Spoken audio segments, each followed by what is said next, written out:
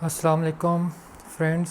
Saudi ready mix employee और वो काम करने वाले सऊदी रेडीमिक्स में कि जो अभी कतर के थ्रू सऊदीया आ रहे हैं, जिनका सऊदी रेडीमिक्स के एचआर ने और रिजर्वेशन डिपार्टमेंट ने टिकट्स और बुकिंग अरेंज कराया है। उनकी हिदायत के मुताबिक 3 चीज़ें आपके पास होना बहुत ज़रूरी हैं।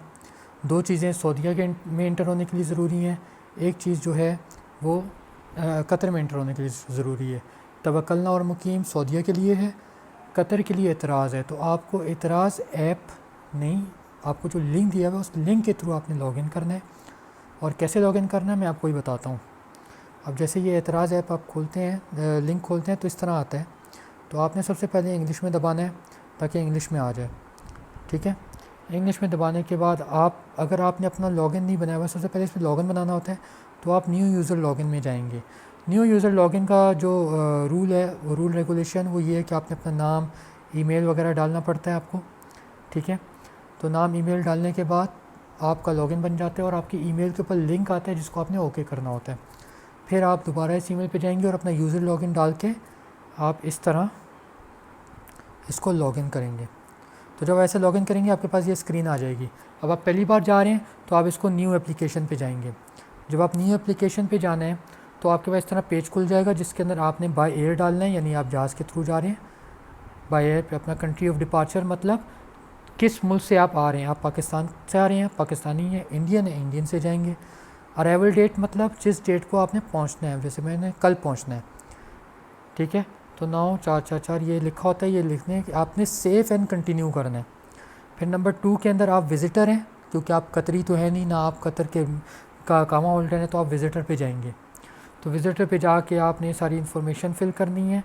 जैसे नेशनलिटी आ गई पाकिस्तान, आपके फिर बर्थडे आ जाती है, फिर बर्थडे वगैरह, मतलब ये सारा काम करने के बाद ना आप अपनी बर्थडे वगैरह डालेंगे, ठीक है।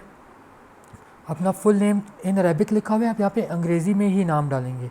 आप अरेबिक में नाम नहीं डालें, अगर आपको नहीं पता। अगर आपको पता है आप लिख सकते हैं तो बेशक आप अरबी में भी लिख सकते हैं, ठीक है। ये करने के बाद पासपोर्ट टाइप आपका नॉर्मल पासपोर्ट है, ठीक है। आप अपना पासपोर्ट नंबर डालेंगे, ठीक है। उसके बाद जेंडर मेल हो गया। वैक्सीनेटेड यानी कि आपको वैक्सीन लग चुकी है, जी हाँ लग चुकी है, आप येस पे करेंगे। फिर वो पूछेगा कौन सी लगी है वैक्सीन टाइम, तो आप लिखेंगे जैसे मुझे मॉडर्ना लगी है, और आखिरी डोज कब लगी थी वो अब आप उसकी भी आप डिटेल आपको देनी होगी, ठीक है। ये इस तरह डिटेल चली गई। फिर वो आपसे पूछेगा कितनी डोज लगी थी टोटल, तो ये 2 डोजेज आपको लगी हैं। फिर लिखा हुआ है इन्फेक्टेड बाय कोविड, आपको कोविड हुआ था नहीं हुआ था, तो आप नो भी रखेंगे। फिर आप इसको सेव करेंगे 5367, इसको आपने करना है सेव। सेव करने के बाद अब आपने क्या करना है, अब आपने इसके अंदर ये अटैचमेंट जो लिखी है ना, अटैचमेंट ऐड, इसके अंदर आपने ऐड करना है क्या चीज़, अपने पासपोर्ट की कॉपी, पीसीआर टेस्ट जो आपको एक दिन पहले मिलेगा सुबह के टाइम पे, वैक्सीनेट सर्टिफिकेट जो आपका वैक्सीन यहाँ पे लगी है उसका सर्टिफिकेट जो नादरा का मिलता है, और होटल बुकिंग। ये होटल बुकिंग आपको एक दिन पहले मिलेगी, पीसीआर आपको एक दिन पहले मिलेगी। लेकिन आपने उस दिन तक का वेट नहीं करना। आपने क्या करना है, आपने पासपोर्ट, वैक्सीनेशन ये आपने अटैच करना है। मैं आपको अटैच करके दिखाता हूँ। जैसे ये अटैच किया, ब्राउज़ किया, अब आप देखिए आपने मोबाइल में जहाँ भी सेव किया हुआ है, आपने फॉर एग्ज़ाम्पल आप समझ लें आपने इसके अंदर ये पासपोर्ट मैंने अटैच कर दिया अपना।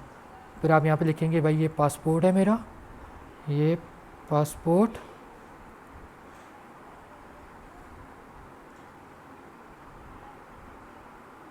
और ये अपलोड हो गया।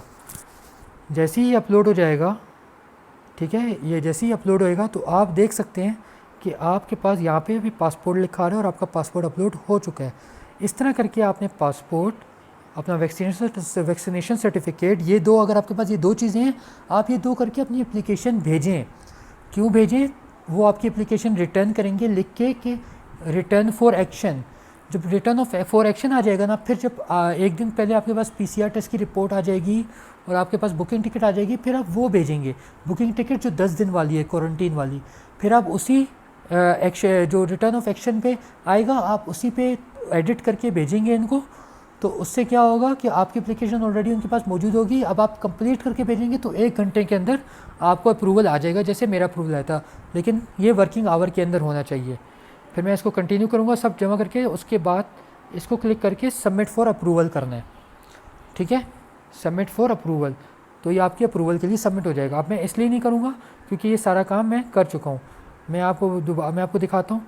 अब जैसे मेरी एप्लीकेशन ये रही, मैं दिखाता हूँ कि मैंने भी इसी तरह किया और मुझे पास PCR टेस्ट नहीं था, बुकिंग थी, ये सब चीज़ें मैं 2 दिन पहले कर चुका था, मेरा पेंडिंग पे था। फिर जब PCR आया मैंने PCR उसी में अटैच करके आगे भेजा और फिर ये देख सकते हैं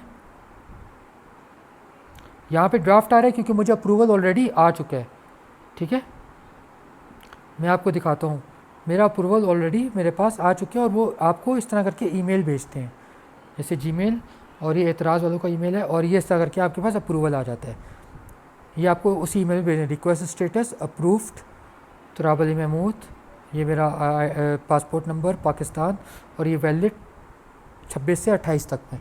तो please please please please please आपको कतर जाने के लिए एतराज़ करना ज़रूरी है और इसके लिए आपको 4 डॉक्यूमेंट चाहिए, पासपोर्ट की कॉपी, वैक्सीनेशन की कॉपी, PCR टेस्ट की कॉपी और बुकिंग की कॉपी। ये 4 चीज़ें होंगी, आप इजीली कर सकते हैं और ये आपके लिए बहुत ज़रूरी है। इसके बगैर आपको कतर के जहाज़ में बैठने नहीं देंगे। और आपको PCR टेस्ट की ओरिजिनल कॉपी ये आपको सब प्रिंट करके एयरपोर्ट पे भी दिखाना है। तो प्लीज़ प्लीज़ प्लीज़ आप मिस्टेक